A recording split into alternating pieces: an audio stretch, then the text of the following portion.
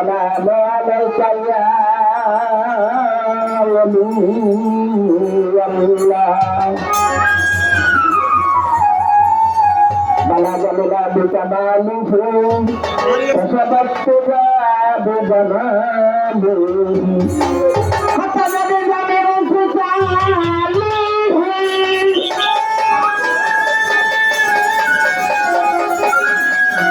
صلوا عليه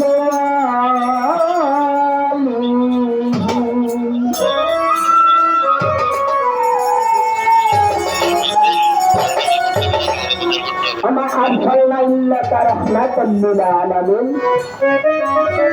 আমার আল্লাহ পাক বলেছেন যেখানে আমার নবীর যে সালাম ও দরুদ পেশ করা না হয় যে মাহফিল মজলিসে এটা আমি আল্লাহ আমার কাছে গ্রহণযোগ্য না।